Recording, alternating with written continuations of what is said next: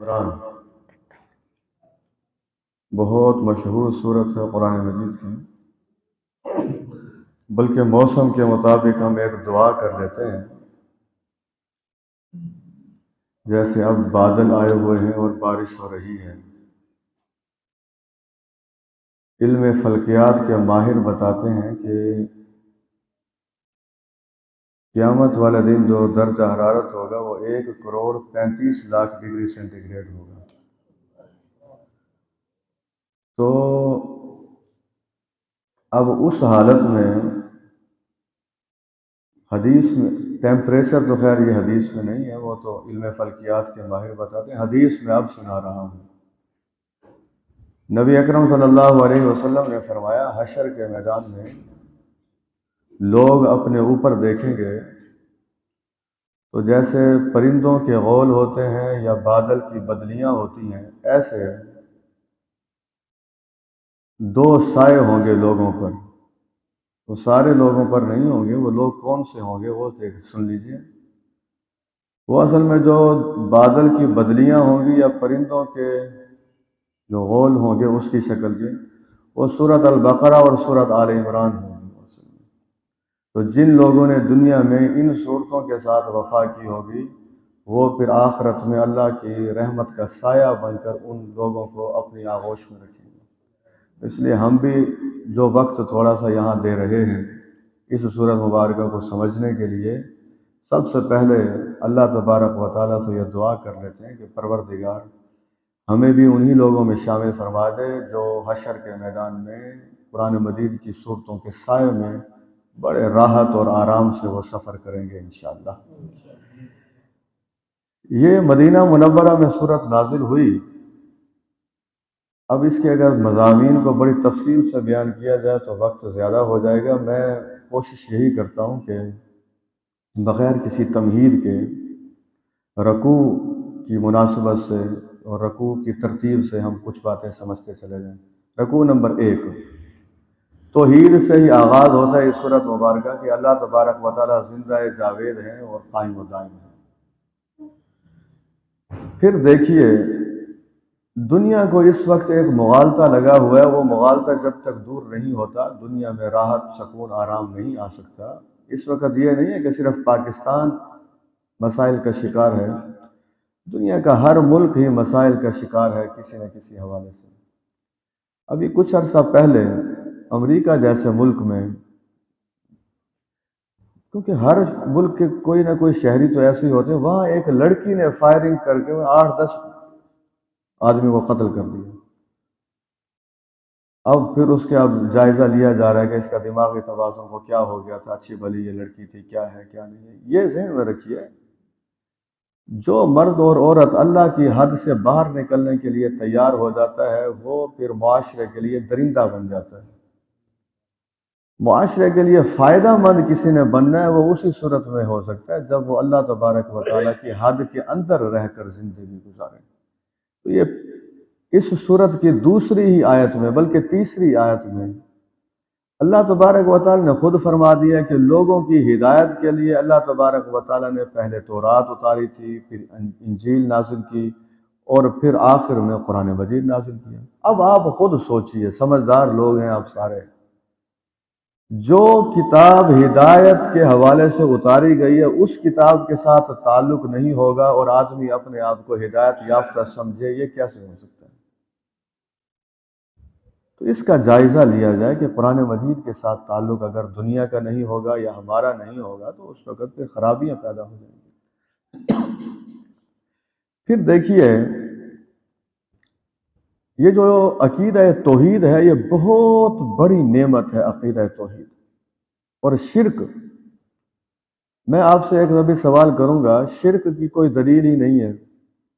اللہ تبارک و تعالیٰ اپنے بارے میں ارشاد فرما رہے ہیں کہ زمین کی اور آسمان کی کوئی چیز اللہ تبارک و تعالیٰ سے چھپی ہوئی نہیں ہے۔ اور کوئی مجھے بتائیے آپ جس کی یہ خصوصیت ہو۔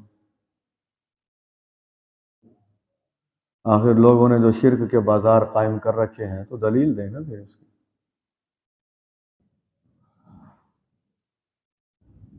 مرد بھی اور عورتیں بھی بعض اوقات ساری زندگی ایک احساس کمتری میں رہتے ہیں کہ جو ہماری شکل ہے یہ وہ فلاں کی طرح خوبصورت نہیں ہے، فلاں بڑا خوبصورت ہے۔ یعنی جب سے شعور سنبھالا ساری زندگی اسی احساس کمتری میں رہے۔ اب قرآن مجید اس کا کیا جواب دیتا ہے ذرا دیکھیے۔ اللہ تبارک و تعالیٰ فرماتے ہیں ماؤں کے پیٹ میں اللہ تبارک و تعالیٰ نے جیسے چاہا اس انسان کو صورت عطا فرما دی۔ آپ یقین جانیے ساری زندگی اگر ہم مرد بھی اور عورتیں بھی اس بات پر خوشی کا اظہار کریں کہ یا اللہ آپ کی عطا کردہ شکل کے حوالے سے میں 100% مطمئن ہوں، تو یہ عمل بھی عبادت بن جائے گا الحمدللہ۔ لیکن آپ دیکھ لیجئے لڑکیوں میں تو یہ معاملہ زیادہ ہی خراب ہے، اور آج کل کے لڑکے بھی کوئی کم نہیں ہیں۔ اصل میں جب انسان اپنی صورت کو بہتر نہیں سمجھ رہا ہوتا تو وہ اللہ تبارک و تعالیٰ کے ایک بات کی نفی کر رہا ہوتا ہے۔ قرآن مجید میں اللہ تبارک و تعالیٰ نے فرمایا لَقَدْ خَلَقْنَا الْإِنسَانَ فِي أَحْسَنِ تَقْوِيمٍ، ہم نے انسان کو بہترین صورت میں پیدا فرمایا۔ انسان کے بیٹھنے کے آپ دیکھیے، اور مخلوق بھی تو ہم دیکھتے ہیں، اب جیسے ہم بیٹھے ہوئے ہیں اور کوئی مخلوق ہے جو اس انداز میں بیٹھے، ابھی ہم اللہ کی توفیق سے کھڑے ہوں گے اور مخلوق ہے جو ایسے کھڑے ہوں، پھر اب میں گفتگو کر رہا ہوں اور مخلوق ہے جو ایسے آواز پیدا کرے، یا آپ سن رہے ہیں اور مخلوق کا سماعت کا نظام ایسے ہے، یا ہمارے کھانا کھانے کا جو نظام ہے، آرام کا نظام ہے، لباس کا نظام ہے، اللہ کی قسم یہ تو وقت کم ہے ورنہ اتنی مثالیں دی جا سکتی ہیں کہ انسان غور کرتا چلا جائے تو بس اس کی زبان پر پھر اللہ کی تعریف کے علاوہ باقی کچھ نہیں رہے گا انشاءاللہ۔ الحمدللہ کہتا چلا جائے گا۔ کہہ دیجئے ایک مرتبہ الحمدللہ۔ اللہ تبارک و تعالیٰ فرماتے ہیں میں نے جو کتابیں نازل کی ہیں اس میں کچھ آیات تو ایسی ہیں جو بالکل واضح ہیں اور کچھ متشابہات ہیں۔ اب جن کے دل ٹیڑھے ہیں وہ متشابہات میں رہتے ہیں، یہ بڑی گہری بات ہے، اس کی تفصیل میں تو میں نہیں جاؤں گا، لیکن کچھ ایک دو مثالیں میں آپ کو دے دیتا ہوں کہ واضح حکم کون سا ہوتا ہے اور متشابہ بات کون سی ہوتی ہے۔ مثلا وَأَقِيمُوا الصَّلَاةَ، نماز قائم کریں، واضح۔ وَآتُوا الزَّكَاةَ، زکوٰۃ ادا کریں، بالکل واضح۔ اسی طریقے سے وَقُولُوا لِلنَّاسِ حُسْنًا، لوگوں سے اچھے اخلاق سے پیش آئیں، بالکل واضح۔ اب آئیے متشابہات کی کچھ مثالیں دیں۔ مثلا تبارک الذی بیدہ الملک، وہ ذات بابرکت ہے جس کے ہاتھ میں بادشاہت ہے۔ اب کوئی اللہ تبارک و تعالیٰ کے ہاتھ کے بارے میں سوچنا شروع کر دے تو یہ غلط ہو جائے گا۔ سورۃ رحمان، کل من علیہا فان ویبقی وجہ ربک ذو الجلال والاکرام، جو مخلوق زمین پر ہے اسے فنا ہے اور باقی جو رہے گا وہ صرف تیرے رب کا چہرہ باقی رہے گا۔ اب کوئی اللہ تبارک و تعالیٰ کے چہرے کے بارے میں سوچنا شروع کر دے تو یہ پھر چیزیں اللہ کی ذات میں غور نہیں کرنی، اللہ تبارک و تعالیٰ کی قدرت میں غور و فکر کرنا ہے، اسے پھر کہتے ہیں متشابہات۔ مثلا قرآن مجید میں ہے قیامت والے دن اللہ تبارک و تعالیٰ کی پنڈلی کھل جائے گی۔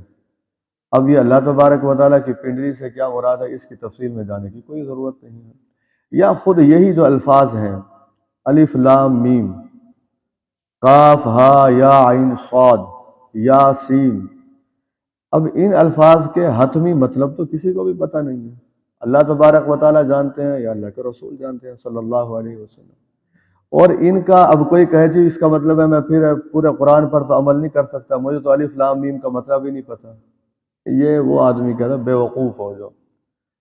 اللہ تبارک و تعالیٰ نے کہا ہے کہ جو الف لام میم پر عمل کر کے نہیں آئے گا میرے ہاں وہ ناکام ہو جائے گا۔ وہ خود اللہ تبارک و تعالیٰ فرما رہے ہیں جو میری واضح ہدایات ہیں ان پر عمل کریں، جو واضح باتیں ہیں ان پر عمل کیا جائے، اور جو چیزیں متشابہات ہیں انہیں چھوڑ دیا جائے۔ اب مثلا قرآن مجید میں ہے فرشتوں کے پروں کی تعداد کے بارے میں ہے، اب کوئی پروں کے بارے میں سوچنا شروع کر دے تو یہ ہمارے سوچنے کے کام نہیں ہے، ہمیں نہ اپنے دماغ کو اس کی طرف لگانا چاہیے۔ ہاں ایک اہم دعا ہے، وہ دعا سب کو یاد ہونی چاہیے، اے ہمارے پروردگار ہدایت عطا فرمانے کے بعد ہمارے دلوں کو ٹیڑھا نہ کیجیے گا، اپنی جناب سے ہمیں خاص رحمت عطا فرما۔ اب جناب بڑی اہم بات آ گئی، پوری دنیا اسی آیت کا نقشہ بنی ہوئی ہے، دوڑ رہے ہیں، زندگی کی ایک دوڑ لگی ہوئی ہے زبردست قسم کی۔ نبی اکرم صلی اللہ علیہ وسلم نے فرمایا تھا ہر امت کا کوئی فتنہ ہوتا ہے، میری امت کا فتنہ مال ہے۔ اب پہلے آپ یہ سمجھ لیجئے کہ ہمارا جو دنیا میں امتحان ہے اس میں شیطان ہمیں کن چیزوں میں الجھانا چاہتا ہے جائز ناجائز طور پہ۔ یہ بڑی اہم آیت ہے، آیت نمبر 14 سورۃ آل عمران کی۔ نمبر 1، خواتین کی محبت۔ اب اس کا یہ مطلب نہیں ہے کہ خواتین سے محبت اور پیار نہ کیا جائے، لیکن وہ محبت جو نکاح کے بغیر جسمانی تعلقات کی طرف لے جائے، پھر اس کا مطلب یہ مثلاً بعض اوقات خواتین ناراض ہو جاتی ہیں اور پھر وہ ایسی احادیث جو ہیں اس کے بارے میں پھر وہ پوچھتی ہیں جی یہ حدیث ہے بھی صحیح کہ نہیں۔ النساء حبائل الشیطان، نبی اکرم صلی اللہ علیہ وسلم نے فرمایا عورتیں شیطان کی رسیاں ہیں۔ اب آپ کے گھر میں بھی عورتیں ہیں، ہمارے گھر میں بھی عورتیں ہیں۔ اب سوال یہ پیدا ہوتا ہے کہ کیا ساری عورتوں کو ہی شیطان کی رسیاں قرار دیا گیا؟ نہیں، وہ عورت جو اللہ اور اس کے رسول کے احکامات سے نکل کر معاشرے کو خراب کرنے پر تلی ہوئی ہے، اب یوں سمجھ لیجئے اس کے جسم کے اندر شیطان نے پھندا ڈالا ہوا ہے اور وہ اس کے ذریعے مردوں کو گمراہ کر رہا ہے۔ تو وہ ہر عورت کے بارے میں یہ نہیں کہا جائے گا۔ تو پہلی چیز جس سے ہمیں بچنا چاہیے، یہ کوئی چھوٹی چیز نہیں ہے۔ جن لوگوں نے انسانی تاریخ پڑھ رکھی ہے، میں تو دبتے دبتے کچھ باتیں کہنا چاہتا ہوں کیونکہ یہ ساری ریکارڈ کا حصہ باتیں بن جاتی ہیں۔ عورتوں کے ساتھ ناجائز محبتوں نے ریاستوں کو گوا دیا ہے، عورتوں کے ساتھ ناجائز محبتوں نے حکومتوں کا خاتمہ کروایا ہے، عورتوں کے ساتھ ناجائز محبت اور ناجائز تعلقات نے خوشحال لوگوں کو بدحال کر دیا ہے۔ وہ 1 2 3 4 نہیں ہیں، یہ بڑی تعداد میں ایسے لوگ ہیں۔ ایک آدمی ملتان ہی کا ہے، پیٹرول پمپ کا مالک تھا، اس نے میرے ایک دوست کے ساتھ وہ بات کر رہا تو پھر انہوں نے کہا کہ یہ درس قرآن دیتے ہیں، تو اس نے کہا کہ میں آپ کو اجازت دیتا ہوں آپ میرا واقعہ سنایا کریں لوگوں کو۔ پیٹرول پمپ کا میں مالک تھا، اس غلط عادت میں پڑا، اتنا پیسہ برباد ہوا کہ اسی پیٹرول پمپ پر پھر مجھے ملازم کی حیثیت سے کام کرنا پڑا۔ سن لیجیے، ایک موٹی کتاب ایک نہیں کئی کتابیں لکھی جا سکتی ہیں اس میں، دنیا کے سارے حالات کا جائزہ لیا جائے۔ ابھی تو پہلا معاملہ ہی چلا ہے کہ عورتوں کے ساتھ ایسی محبت، قتل و غارت جو ہوتا ہے اس کے پیچھے بھی آپ عموماً دیکھ لیجیے یہی معاملات ہیں۔ اس لیے ہماری جو بہنیں درس سن رہی ہیں، میں ان سے بھی کہوں گا معاشرے کے اندر بہتری پیدا کرنے کے لیے تو اپنا کردار ادا کریں، لیکن معاشرے کو خراب کرنے کے لیے اگر شیطان انہیں استعمال کرتا ہے، مردوں کو یا عورتوں کو اس سے بچنا چاہیے۔ نمبر 2، بیٹے۔ اصل میں یہ ساری چیزیں وہ ہیں جن سے بچنے کا حکم نہیں ہے، بھئی عورتوں سے بھی بچیں، عورتوں سے دور۔ اب عیسائیت نے یہی کیا ہوا ہے، عیسائیت نے یہ شرط لگائی ہے کہ ہمارے دین کا جو آدمی مبلغ بننا چاہتا ہے، فادر بننا چاہتا ہے، پادری بننا چاہتا ہے، مشنری بننا چاہتا ہے، وہ شادی نہیں کرے گا۔ اگر وہ شادی کرے گا تو عورت کے ساتھ اس کا تعلق قائم ہو جائے گا، پھر وہ اللہ تبارک و تعالیٰ کے ساتھ اس کا تعلق ٹوٹ جائے گا۔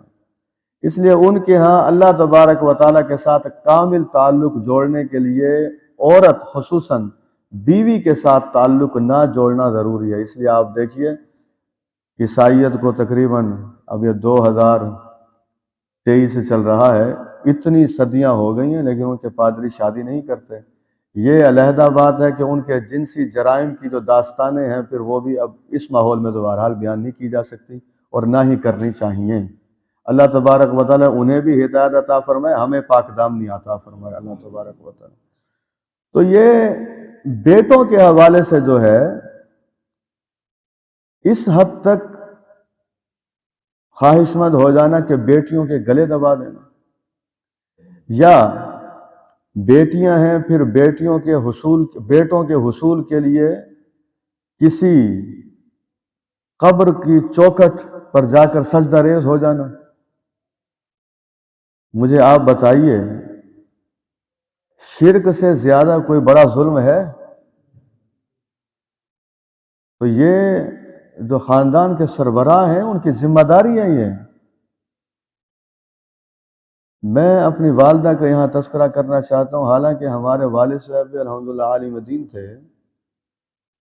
میری جب شادی ہوئی تو پھر میری پہلی بیٹی پیدا ہوئی، کچھ سال کے بعد پھر دوسری بیٹی پیدا ہوئی، پھر کچھ سال کے بعد پھر ابھی بچی کی ولادت ہونی تھی، تو جیسے پہلے علم ہو جاتا ہے کہ جی بچی ہے، بچی بیٹی پیدا ہو رہی ہے. تو میں کالج جانے کے لیے تیاری کر رہا تھا. میری والدہ صاحب اپنے کمرے میں بیٹھی تھی. انہوں نے مجھے بلایا. انہوں نے کہا عبدالصمد میری بات سنو. میں گیا ان کے پاس. تو وہ کہنے کہ بیٹے میں نے آپ سے ایک بات کہنی تھی. میں نے کہا کہیے آپ. میں نے کہا کہ آپ کے یہاں تیسری بیٹی پیدا ہو رہی ہے، یہ رحمتیں ہوتی ہیں، اس پر پریشان نہیں ہونا. اب یہ ہوتا ہے آج تک میں ان کے لیے پیسے بھی دعائیں کرتا ہوں کہ کیسے، میں نے کہا ان کے ذہن میں آیا ہوگا اور کیسے انہیں سمجھایا ہوگا اور کس حوالے سے. اس کے بعد پھر اللہ تبارک و تعالیٰ نے بیٹے کی دولت سے بھی نوازا. تو بعض اوقات پھر عورتوں کو ساس لے کے جا رہی ہے، سسر لے کے جا رہا ہے، شوہر تانے دے رہا ہے، وہ اس کے بس. مجھے یہ بتائیے بیٹا یا بیٹی، مرد یا عورت کے بس میں ہے؟ کس کی قدرت ہے؟ اللہ تبارک. دو چیزیں آ گئیں. اچھا بیٹوں پر فخر کرنا یہ بھی غلط ہے. حضرت خالد بن ولید رضی اللہ عنہ کے جو والد تھے ولید بن مغیرہ، ان کے 10 بیٹے تھے اور یہ بیٹوں پر بہت فخر کیا کرتے تھے ولید بن مغیرہ. اور دیکھ لیجئے وہ معاملہ خراب ہوا، آخر کفر کے ساتھ ہی وابستہ ہوئے. نمبر 3، سونا اور چاندی. اس دور میں سونا اور چاندی، اب بھی آپ دیکھیے سونے، اور یہ ابھی جو ڈاکو مارے گئے ہیں ملتان میں، یہ بھی سونے کی تلاش میں گئے تھے اور زندگی کی بازی ہار گئے. جو انجام ہوا وہ آپ کے سامنے ہے. قرآن مجید فرقان حمید تو ہر انسان کو سمجھاتا ہے کہ شیطان تمہیں ان چیزوں کی طرف آمادہ کر کے کہیں دور نہ لے جائے. تو سونا اور چاندی بذات خود ایسی چیزیں نہیں ہیں جن سے نفرت کی جائے، لیکن اگر ان کے حصول کے لیے ناجائز طریقہ اختیار کیا جائے، یا اگر ہیں اور زکوٰۃ ادا نہ کی جائے، یا اگر ہیں تو پھر دیگر عورتوں پر فخر کیا جائے جن کے ہاتھ میں کوئی کنگن نہیں ہے، جن کے ہاتھ میں کوئی زیورات نہیں ہیں، ان کے سامنے اپنے بازوؤں کو لہرا کر جو عورت اپنے زیورات کا نظارہ کرواتی ہے، وہ حدیث مجھے یاد آ رہی ہے. اسلام ایسا دین ہے وہ اچھی چیز کھانے، اچھی چیز پہننے، اچھی جگہ پر بیٹھنے، اچھی رہائش گاہ بنانے پر کوئی پابندی عائد نہیں کرتا. لیکن اگر اس کے ذریعے پھر لوگوں کی تذلیل مقصود ہے تو پھر حدیث سن لیجئے. نبی اکرم صلی اللہ علیہ وسلم نے فرمایا جو اچھا لباس اس لیے پہنتا ہے تاکہ لوگوں پر اپنا فخر جتائے، قیامت والے دن اللہ تبارک و تعالیٰ اسے آگ کا لباس پہنائیں گے. یہی معاملہ اس عورت کا ہوگا جو زیورات اس لیے پہنتی ہے کہ میں بھری مجلس میں جاؤں تو جتنی عورتیں ہیں جو ان چیزوں سے محروم ہیں بس وہ مجھے دیکھتی چلی جائیں اور میں وہاں بالکل شہزادی بن کے بیٹھی رہوں. یہ غلط ہے، سمجھائیں گھر والوں کو جا کر. اس کے بعد نشان زدہ گھوڑے. نشان زدہ گھوڑے اس وقت جنگوں میں بھی استعمال ہوتے تھے، اور جس کے پاس گھوڑا ہوتا تھا وہ امیر آدمی تھا. اچھی سواری اسلام کوئی پابندی عائد نہیں کرتا، وہ لیں جو استطاعت رکھتے ہیں. لیکن اس اچھی گاڑی کی وجہ سے دوسروں کو کیڑے مکوڑے سمجھنا شروع کر دینا، اس اچھی گاڑی کی وجہ سے دوسروں پر فخر جتانا، اس اچھی گاڑی کی وجہ سے کسی کی گاڑی یا موٹر سائیکل کسی ماڈل کا بھی ہے اس پر مذاق اڑانا، یہ اجازت پھر کون دے سکتا ہے؟ اس کے بعد پھر جانوروں کے حوالے سے ہے، پھر کھیتی کے حوالے سے ہے. یعنی ان ساری چیزوں میں اب چائنا جو ملک ہے، وہ میں اس آیت کو دیکھتا ہوں تو مجھے چائنا بالکل نظر آتا ہے. اس کے اندر اس آیت میں کہیں آپ نے دیکھا ہے کہ انسان کے دل میں کوئی اللہ کی محبت بھی ہو؟ کوئی نظر آ رہی ہے آپ کو یہ جو میں نے باتیں بتائیں؟ اسی طریقے کے دیگر ممالک ہیں. میں ذمہ داری سے بات کہہ رہا ہوں. کینیڈا سے ہمارا ایک دوست آیا تھا، میں نے اس سے پوچھا کہ وہاں آخرت کا تذکرہ کتنا ہوتا ہے؟ اس نے کہا عبدالصمد صاحب کیا آپ باتیں کرتے ہیں آخرت کے حوالے سے؟ مہینے مہینے گزر جاتے ہیں، آخرت کا تذکرہ ہی نہیں ہوتا بالکل۔ آخرت کیا چیز ہے؟ ہم دنیا کے کسی ملک کے خلاف نہیں ہیں، لیکن میں یہ بتاتا ہوں اس کلچر کے ساتھ ہم خدا کو بھی بھلا بیٹھیں گے۔ ہمارا ذمہ داری یہی تھی، ہمیں انہیں خدا یاد دلوانا ہے کہ بھائی جس کی نعمتیں استعمال کرو اس کے شکر گزار بندے بن کر رہو۔ کس راستے پر جا رہے ہو؟ انہی چیزوں کے اندر مست ہو کر ساری زندگی گزار دو گے تو پھر اللہ کا بندہ کب بنو گے؟ اللہ نے فرمایا یہ سارا دنیا کا سامان ہے۔ اس کا یہ مطلب نہیں ہے کہ انسان ان چیزوں سے منہ موڑ کر رہبانیت اختیار کر لے۔ اسلام رہبانیت کی اجازت نہیں دیتا۔ میں نے ابھی بتایا تھا کہ عیسائیوں نے، نصرانیوں نے تو یہ قانون بنایا کہ شادی نہیں کرنی اگر ولی اللہ بننا چاہتے ہو۔ نبی اکرم صلی اللہ علیہ وسلم کو ایک مرتبہ خبر ہوئی کہ آپ کے 3 صحابہ یہ فیصلہ کیے بیٹھے ہیں۔ ایک نے فیصلہ کیا ساری رات عبادت کروں گا، دوسرے نے یہ فیصلہ کیا ہے کہ سارا سال روزے رکھوں گا سوائے حرام دنوں کے، تیسرے نے یہ فیصلہ کیا ہے کہ کسی عورت سے نکاح نہیں کروں گا۔ اب بظاہر تو یہ بڑی خوشی کی بات ہے کہ بڑے اچھے فیصلے کیے ہوئے ہیں۔ تو نبی اکرم صلی اللہ علیہ وسلم نے ان 3 صحابہ کو بلایا اور فرمایا دیکھو میں اللہ کا رسول ہوں، میں رات کو سوتا بھی ہوں اور رات کو عبادت بھی کرتا ہوں، میں نفلی روزے رکھتا بھی ہوں اور نہیں بھی رکھتا، اور دیکھو میں نے کتنے نکاح کیے ہوئے ہیں۔ تو یہ مطلب یہ تھا کہ نکاح نہ کرنا یہ کوئی نیکی نہیں ہے، رات کو نہ سونا یہ کوئی نیکی نہیں ہے۔ ابھی آئے گا آخری عشرہ، پاکستان کی مساجد میں اکثر میں ایسے ہوتا ہے کہ عشاء کے بعد تقریب شروع ہوئی اور وہ جا کر 2-2:30 بجے تقریب ختم ہو گئی۔ اچھا جی چلیں، اب لوگ گھر گئے، سحری کھائی، سحری کھانے کے بعد نیند کا غلبہ تھا، فجر کی نماز باجماعت نہ پڑھ سکے۔ حدیث سن لیجئے، جو آدمی عشاء کی نماز اور فجر کی نماز جماعت سے پڑھ لیتا ہے اللہ تبارک و تعالیٰ اسے ساری رات کی عبادت کا ثواب عطا فرماتا ہے۔ اب آپ خود دیکھیے اس نے ساری رات وہ کیا مسجد میں گزاری ہے جب اس نے فجر کی نماز جماعت کے ساتھ نہیں پڑھی۔ اس کا بہتر یہ ہے جتنا اس جسم کے اندر طاقت ہے اتنا اسے کام لے لیا جائے۔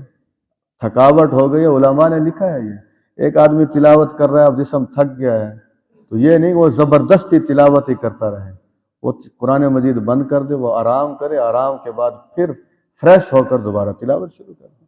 اسلام تو بڑا سادہ، حقیقی اور آسان دین ہے۔ اس کے بعد اللہ تبارک و تعالی نے فرمایا ہم اسی پر ختم کر دیں گے، موسم بھی آج کچھ ایسا ہی ہے۔ ایک تو یہ ہے پورے دنیا دار لوگ، اللہ تبارک و تعالی ہمیں یہ نعمتیں تو عطا فرمائے لیکن ان نعمتوں کے حصول کے لیے حرام ذرائع سے محفوظ رکھے اللہ تبارک و تعالی۔ اب آ گیا جنت میں کون جائے گا، ان کی کیا خصوصیات ہوتی ہیں۔ میرا نام عبد الصمد ہے، آپ کا بھی اپنا اپنا ذاتی نام ہے۔ ایک تو یہ ہے کہ دعا کیا کریں مسلسل، اللہ تبارک و تعالی ہمیں جہنم سے محفوظ فرمائے، جنت میں داخلہ عطا فرمائے۔ 5 نام ہیں، یہ یاد کر کے جائیے، آج ہماری بہنیں بھی یاد کر کے جائیں، آپ بھی یاد کر کے جائیں، بلکہ سوچیں میرا یہ نام رکھا جا سکتا ہے کہ نہیں رکھا جا سکتا۔ نمبر 1 الصابرین، جنت جنہیں ملے گی وہ یہ لوگ ہیں صبر کرنے والے۔ اس کی بڑی لمبی چوڑی تشریح ہے لیکن مختصر یہ بتاؤں، نیکی پر صبر، نیکی پر ڈٹ جانا، برائی سے صبر، برائی سے دور چلے جانا، پریشانی پر صبر، پریشانی میں گلہ شکوہ نہ کرنا۔ یہ ہمارے عتیق بھائی تبلیغی جماعت یہ ہمارے ساتھی ہیں، یہ جانتے ہوں گے نشتر کے سامنے جو مسجد ہے یہاں ایک مولانا تھے اور ان کا 60 سال کے بعد ان کی بینائی چلی گئی۔ ان کے داماد پروفیسر تھے، وہ میرے ساتھ بہادر جگہ یونیورسٹی میں مارکنگ میں اکٹھے ہوئے تو میں نے ان سے کہا کہ میں ایک واقعہ آج تک تو اور لوگوں سے سنا ہے آپ کے سسر کے بارے میں، وہ میں اس کی تصدیق کرنا چاہتا ہوں تاکہ اگر واقعہ ٹھیک ہے تو میں لوگوں کو سناؤں، اگر وہ واقعہ ٹھیک نہیں ہے تو پھر میں آگے بیان نہ کروں۔ تو انہوں نے مجھے کہا کہ آپ بتائیے کون سا واقعہ ہے، تو میں نے انہیں وہ واقعہ بتایا، آپ کو بھی بتاتا ہوں۔ تو انہوں نے کہا یہ بات آپ بالکل 100% ٹھیک ہے۔ ہوا یہ کہ وہ نشتر کی مسجد میں امام تھے 60 سال کے بعد ان کی جو بینائی ہے وہ پہلے کچھ کم ہوئی، پھر آہستہ آہستہ کافی کم ہوتی ہے۔ انہوں نے اپنے گھر والوں کو نہیں بتایا۔ میں یہ نہیں کہہ رہا کہ ہم سارے اسی راستے پر ہی چلیں، بس ہر آدمی کی اپنی ایک سوچ ہوتی ہے۔ جب گھر والوں کو پتہ لگا تو انہوں نے کہا کہ آپ نے بتایا نہیں۔ اب ان کا جواب ہے جو مجھے پسند آیا، وہ میں جواب صرف آپ کو بتانا چاہتا ہوں۔ انہوں نے کہا بات یہ ہے، جس ہستی نے 60 سال تک مجھے دکھایا ہے، اب یہ کہتے ہوئے مجھے حیا آتی ہے کہ میری آنکھیں نہیں دیکھ رہی۔ سوچ لیجیے ایسا۔ کینٹ میں وہ ایک ڈرائی کلین ہے پارسیوں کی، اب بھی غالباً وہ زندہ ہیں، حافظ صاحب۔ تو ان کے پاس صحافی انٹرویو لینے کے لیے گیا تھا، اس نے سوال کیا ان سے، وہ نو مسلم ہیں، پاکستان میں جب آئے تھے مسلمان نہیں تو پھر مسلمان ہوئے، نابینا ہیں، سعید انور ان کا نام ہے، حافظ سعید انور۔ سوال سنیے اور پھر جواب سنیے۔ صحافی کا سوال یہ تھا، یہ جو آپ کی بینائی ختم ہو گئی ہے یا بینائی سے آپ کی جو محرومی ہے، یہ بچپن سے ہے یا زندگی کے کسی عرصے میں آپ نابینا ہوئے ہیں؟ یہ جو صبر کرنے والے لوگ ہوتے ہیں نا، ان کے جواب پھر ایسے نہیں ہوتے جیسے ہماری باتیں ہوتی ہیں۔ حافظ صاحب نے اس صحافی سے کہا آپ اپنا سوال درست کیجئے۔ آپ نے یہ کہا ہے بینائی سے محرومی، پہلے مجھے یہ بتائیے اس بینائی پر میرا حق کب تھا کہ جو مجھے محروم کر دیا گیا؟ ہم آپ سوچیے، آج کیا دن ہے جی؟ بدھ۔ جمعرات ہمارا حق ہے کہ ہمیں جمعرات مل جائیں؟ اللہ کا فضل ہوگا، مل گئے تو مل جائے گی جمعرات، یا مہینہ ملا ہوا ہے تو ہمارا حق ہے کہ ہمیں ملے گی، اللہ کا فضل ہے۔ یہ صبر، دوسرے صادقین سچ، نبی اکرم صلی اللہ علیہ وسلم کی واضح حدیث کے باوجود لوگ باز نہیں آتے۔ اللہ کے رسول صلی اللہ علیہ وسلم نے فرمایا مسلمان جھوٹ نہیں بول سکتا۔ نبی اکرم صلی اللہ علیہ وسلم کو سخت نفرت تھی جھوٹ سے، تو ہم کم از کم یہ طے کرتے چلے جائیں کہ انشاءاللہ صبر بھی اختیار کریں گے، انشاءاللہ صداقت بھی اختیار کریں گے، انشاءاللہ اپنے بچوں کو جہاں ڈاکٹر بنائیں، انجینئر بنائیں، وکیل بنائیں، پروفیسر بنائیں، جو کچھ تاجر بنائیں، سب کچھ بنائیں، لیکن یہ ضرور بنائیں صابر۔ لڑکا ہے تو صابر بنائیں، بیٹا ہے تو صابرہ بنا دیں، بیٹا ہے تو صادق بنائیں، اور بیٹی ہے تو صادقہ بنا دیں اسے۔ والقانتین، اور فرما بردار۔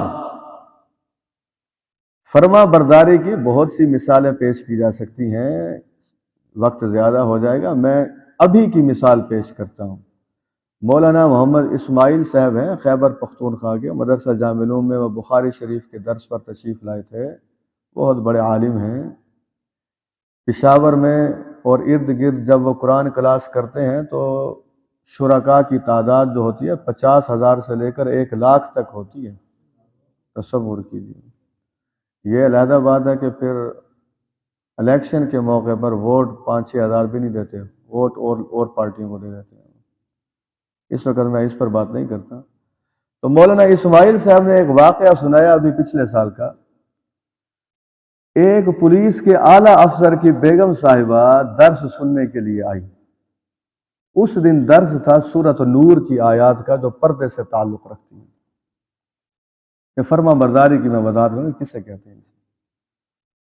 اب جب درس ہو گیا تو اس کا شوہر بھی تھا اور اس کا بیٹا بھی تھا، وہ کچھ دیر تو انتظار کرتے رہے، ساری عورتیں نکلی لیکن وہ خاتون باہر نہ آئی۔